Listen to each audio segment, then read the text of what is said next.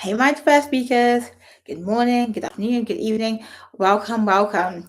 So today we're going to be tackling the topic that everyone wants to know. What are bookers actually looking for, and what are you missing, and why? So I'm going to dive in and get straight to the point. You're all here because you are a paid speaker, you are transitioning from free to free, and you are looking to ensure that you are showing up visibly and consistently and addressing your paid speaker gap.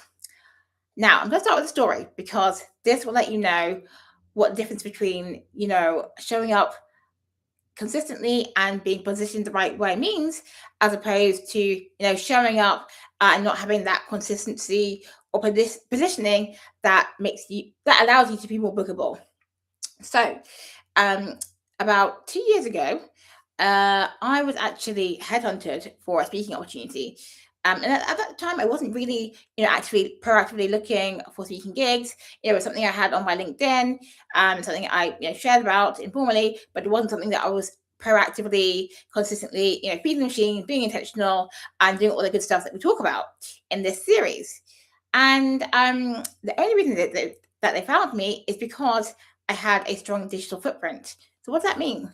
So this means that I am intentional and strategic when it comes to making sure that my LinkedIn profile is optimized, making sure that when I am, I'm looking for collaborations and partnerships, I'm seeking the right ones where they have a strong digital footprint so that I can therefore borrow off you know, their ground or their land that's already established. So what we want to be doing is, if we're going on a podcast or we're speaking at conferences, we want to be making sure that our name and photo is going onto the website, because those websites are long established, and that means we are able to actually borrow their capability and their SEO ranking, because when our people search for us being on that conference page or that awards page is going to show up, and that's really amazing and really good.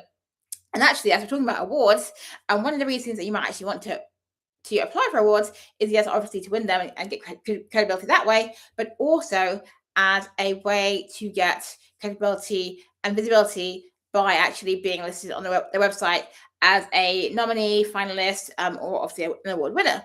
So that's really helpful and really good. Now, back to the story. So this organization found me because I was actually listed on an online directory for diverse speakers.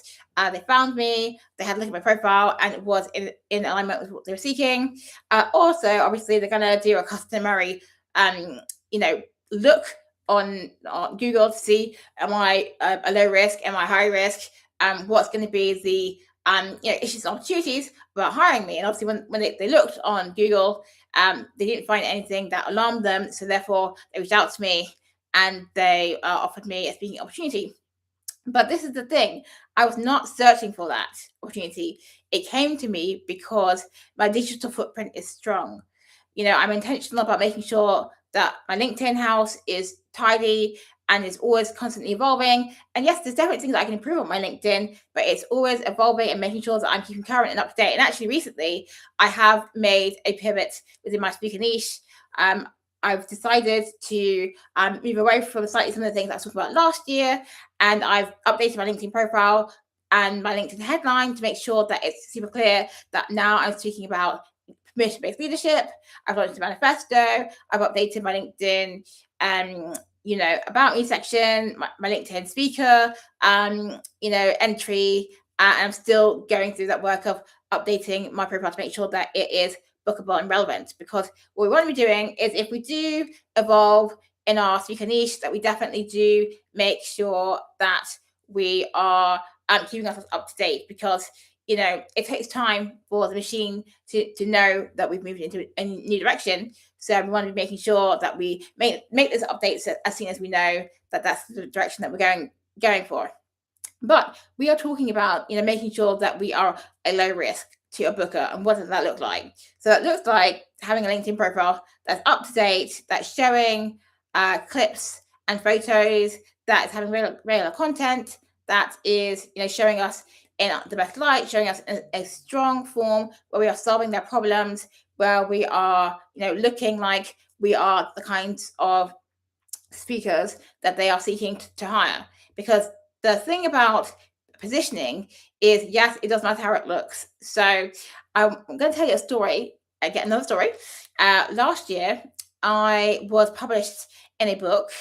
I'm part of a community. It's a global community for women and allies, and they published a book which I submitted a chapter to, and they invited me to speak as part of their book launch event.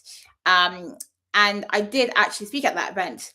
However, you would not have seen the footage from that book launch. Even though I spoke and I actually gave a great talk about why we need to be resilient and getting feedback, and how we can actually turn feedback into fuel and not let that be a source of disheartenment, or taking it the wrong way, in order for us not to grow and to be able to move forward. Because sometimes actually feedback, although it stings, is actually super helpful and allows us to actually to grow and to really flourish, and to even elevate to bigger and better spaces. But if we're not able to take on the right feedback, even though it stings, then obviously we'll be limited in our capacity.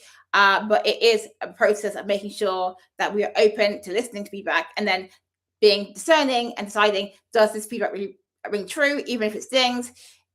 If it does, then clearly we're going to need to do something about it. If it doesn't, then we bin it and we move on. But we do need to be super clear that potentially around the feedback that's more challenging, we need to think through whether the challenge is correct, and that we just take a moment to have a time out, and then actually do something about what has been offered to us, in order for us to actually move forward and to be bigger, better, and all the things. So being at a risk to a booker does mean that you care about the quality. So back to the story about the book launch that I was involved in last year. So I was invited to speak, and it was a venue that was sort of half inside and outside. So it wasn't a fully indoor venue. So obviously there were issues with sound quality, which is fine, but we didn't have a proper microphone, so we had to use a loudspeaker. Obviously that isn't the best way to project your voice, but that was the only instrument that we had in this particular situation. And so I got in touch with the person around getting back the photos and the footage from their book launch.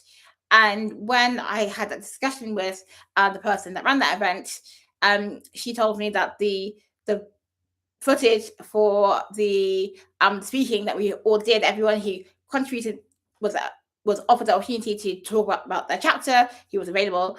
The footage wasn't good. It was quite bad quality. And she was like, "Do you also want it?" And I was like, "No, I actually don't," because just having footage isn't the thing. We need to have good quality footage that actually serves us and makes us look like the professional expert that we are. So if it's not good quality, just don't use it. Just remember that experience, and obviously know that it was great, and that you performed well, and that's all very well and good, but don't use it, because at the end of the day, people will remember what they see. So you want them to be seeing the best stuff. So yes, in this instance, we do want the highlights reels of you looking good on the stage, delivering the workshop, the masterclass, the keynote, the panel, whatever it is.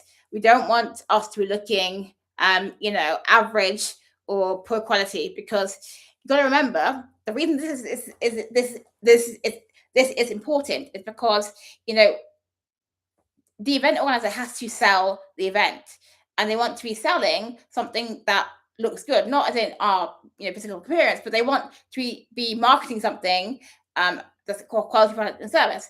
And when they're marketing, they're going to be marketing in a way that makes their event look good and to a high standard. And obviously, if we are not showing that we're meeting that standard, then clearly we're not going to be a low risk. We are going to be a high risk. So we want to be making sure that we are using like the subset of the quality photos and pushes that we have. So don't get hung up on not having vast amounts of material. The best thing to do is to have a small subset of quality photos and clips that you use over and over again until you get quality material and footage, because dining on that 1 to 2 or even up to 3 pieces of quality material will serve you far more than having lots and lots of material which isn't to the same quality and standard. And I've had to learn the hard way, because some of my materials in the past were not serving me. They weren't as high quality, and the standard that I now work to. I now work to a quality where it's sharp, it's clear, and if it doesn't meet that standard, I don't put it up. I might keep it in my archive of materials, and it can come out appropriately, but it would not be front-facing material where I'd be rinsing and repeating and using it over and over again. So, just to summarize, our main theme for today is that what bookers aren't going to tell you is, yes, looks do matter. You need to make sure that what you're sharing and putting out there looks to a high quality and high standard, and that if it isn't, that we just keep it in our archive. We don't put it out there, and we focus in on the subset of high quality photos and clips that we have, so that we look bookable and more attractive to potential bookers, organizers, and budget holders. So now, this will really help you to actually address your paid speaker visibility gap. You want to be making sure that you're sharing regular high quality photos and clips that demonstrates the evidence and show that you are a low risk, because no one just wants to see great content where it's just text. I mean, that text is good, and text shows that you're an expert in what you're doing, but they also, in addition, want to see evidence of you having spoken before. As I said, make sure it's a high quality photo or clip. Now, if you resonate with the issues in this video, please do DM me audit. I'd love to share with you more about how I can help and support you with making sure that you're presenting the right image, the right bookable and low risk image, because nobody wants a high risk. Everyone wants a low risk, and to be able to say to their boss that actually, I've looked at Akua, Sarah, Jim, John, whoever, and I've been able to find good stuff, and I am confident that this person is going to be representing us well and in alignment with the image and the quality of our event. So this is the 6th episode of this Evergreen series. Just to let you know, this was part of a paid speaker visibility sprint, which I do from time to time, and that is 7 days of paid speaker content being posted back to back with a small number of best speakers who have opted in to this challenge. It's a free challenge, and I've given them prompts to help them to post every day for 7 days. We are just coming to the end of this challenge, and it's been brilliant because we've had some amazing results. So Sharon, who has been posting for 6 days now, has been reached out to, and someone has commented on her post, inviting her to share her speaker fees and rates. Kerry has had someone reach out to him about a podcast. Nafisa has had someone reach out about potential future work. And so you can just see that by being visibly consistent for 5-6 days, and being really clear and direct about what you offer, how you solve the problem, and what you're seeking, can lead to amazing opportunities. Okay, so until next time, take care and see you tomorrow. Bye.